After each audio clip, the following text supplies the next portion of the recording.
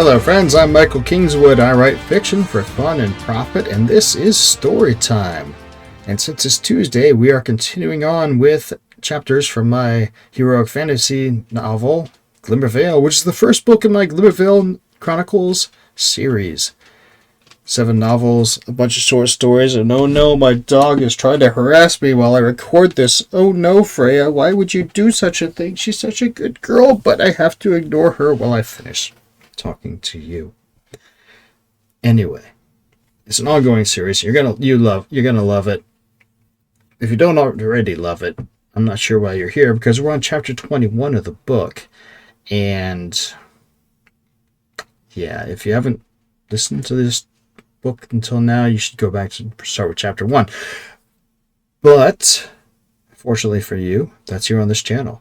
Or you could just go to my web store at michaelkingswood.com/store and buy it. But we'll see how that goes with you. Anyway, all joking aside, I wrote this book a number of years ago. The series is continuing on, and having fun with it, and everybody else who loves it does as well. And you're going to love this chapter. So let's get to it. I wrote it, but I'm not reading it. We had a voice actor read it for us, and he was great. So sit back, enjoy, and I'll talk to you on the other end. Chapter 21. Observation. Melanie met Radric and Julian after the morning's archery instruction, and they all walked to Constable Mallory's office. Unlike the last few times Julian had been there, both Constable and Deputy were present. They sat in their respective desks looking over paperwork of some sort or other. For a town that was normally quiet, those two seemed to have a lot of paperwork. Mallory looked up as they walked in and nodded in greeting. "Gentlemen?" Then his eyes widened and he smiled with what appeared to be pleasure. That was different. "And Mistress Clemens, to what do I owe this pleasure?" "Have you been able to find the answer to that question from yesterday?" Radric asked. The constable frowned and made a non-committal gesture. "I'd rather we talk about it in private." Melanie's lips compressed into a frown. If what Julian had observed from her so far was any indication, she was about to let fly. Radric beat her to it, though. "Melanie's working with us now. You can talk freely with her." Constable Mallory blinked in surprise. "Oh, that is surprising." "I don't see why it should be, Mr. Mallory," Melanie said coolly. "Well, it's just that..." Mallory trailed off as Melanie's stare became more and more icy, and her frown became a scowl.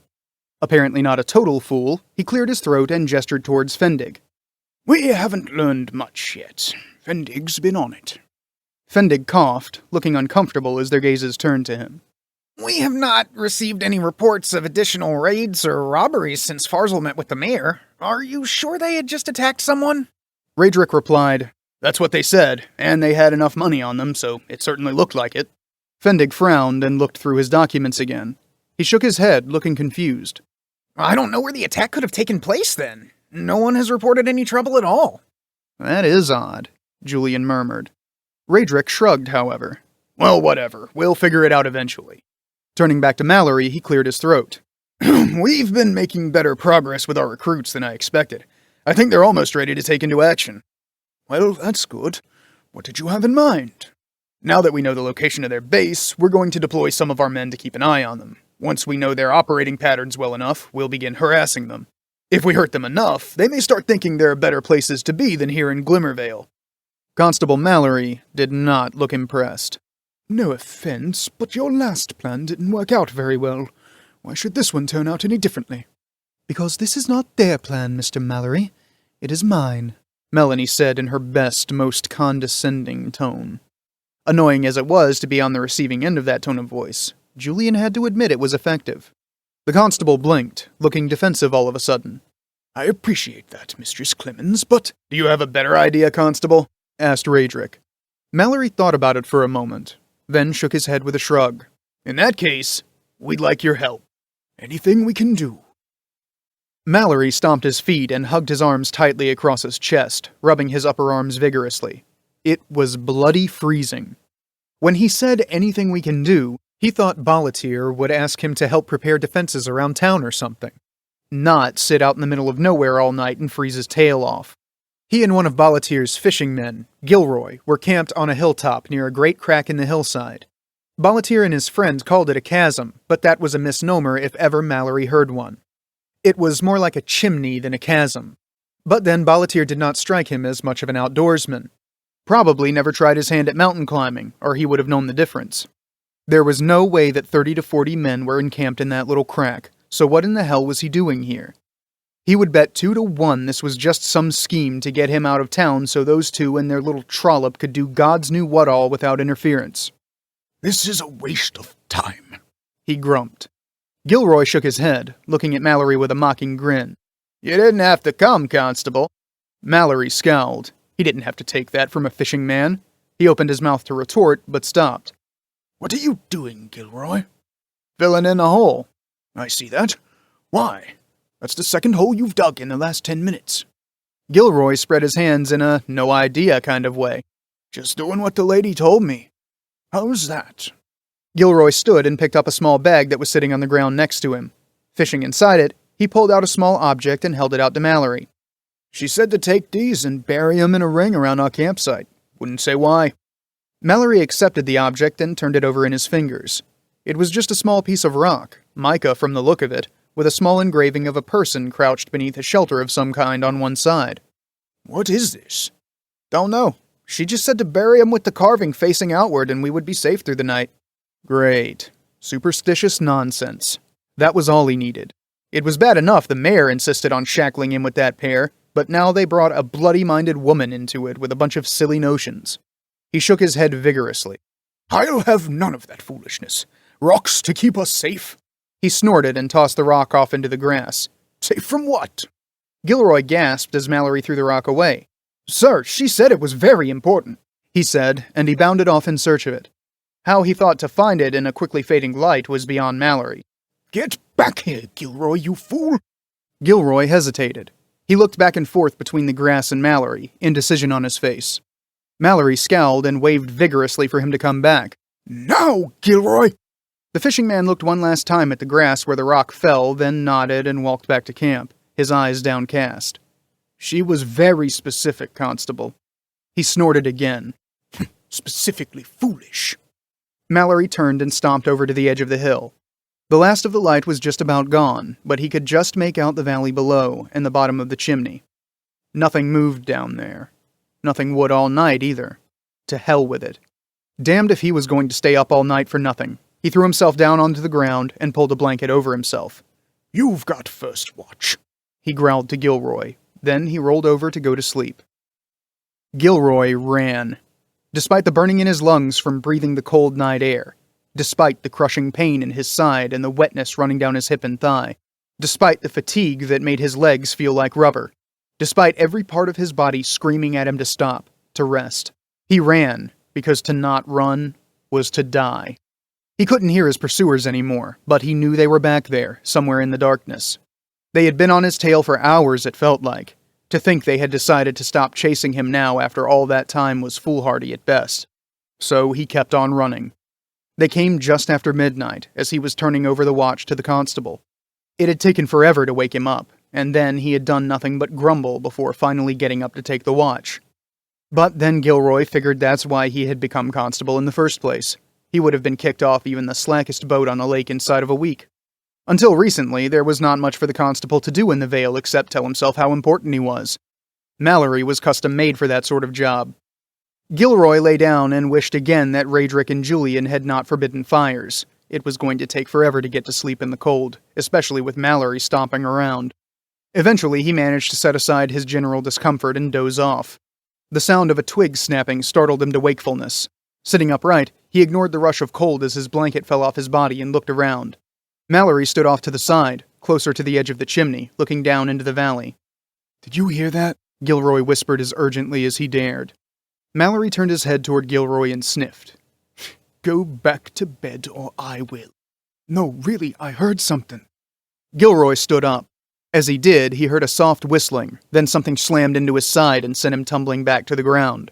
For a heartbeat, there was no pain, only the shock of impact and an unusual feeling of pressure. Then that all gave way to agony.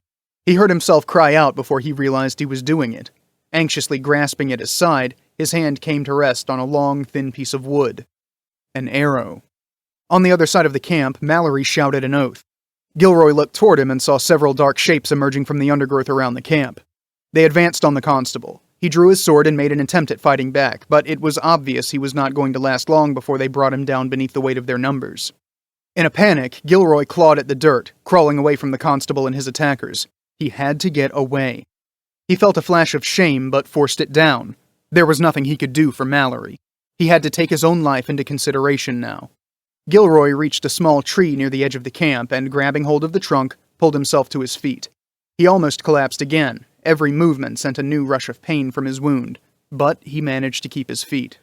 Leaning against the tree for a moment, he looked back and saw Mallory pinned to the ground beneath a great bear of a man. 3 others stood nearby, one of them grasping at his arm as though wounded. That was something, at least. Tie him up, ordered the wounded one in an unexpectedly high tenor. Where is the other one? He went down over there. One of the others turned to point toward where Gilroy had fallen and breathed a curse when he saw that Gilroy was no longer there. Find him, you fool! Barked the leader. Gilroy did not need any more encouragement. He turned and ran as fast as he could, which, admittedly, was not very fast. Every step was new agony as the arrow wrenched in his wound.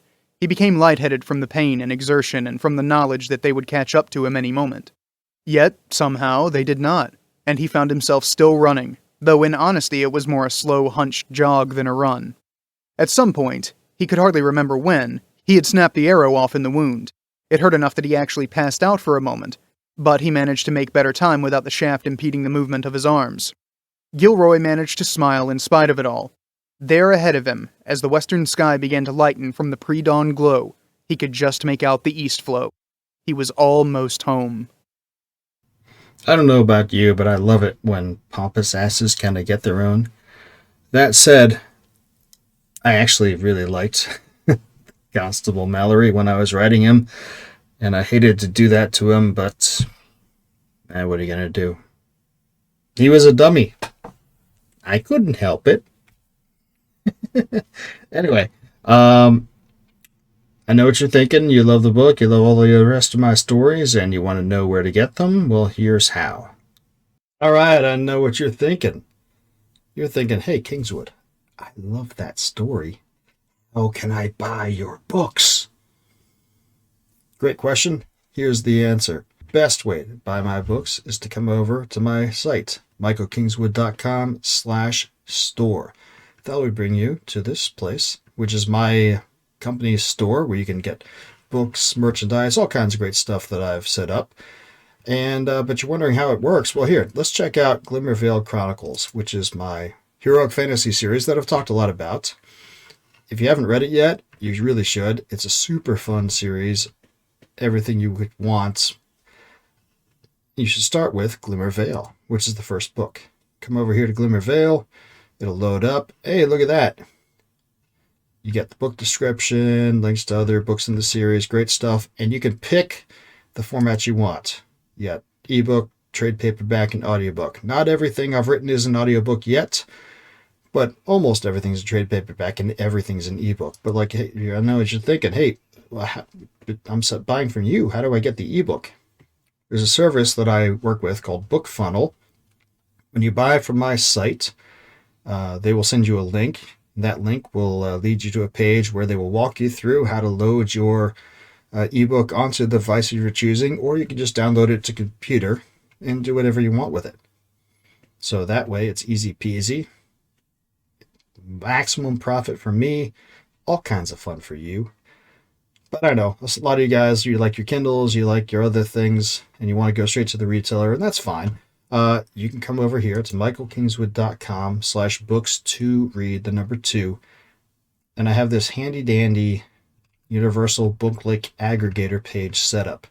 You can scroll through, look at all my stories, all my books, and pick which one you want, and then go from there. Here's how it works. Let's do Glimmer again. So Glimmer, first book in the series, you click on it, you get this thing, you get the book description, you get all other books in the series, and you say, get it now. Okay, get it now. Look what happens. Every retailer where you can find it is here. You can pick the one that you like best and say, okay, cool. Well, let's say I wanted to buy it in I don't know, let's just say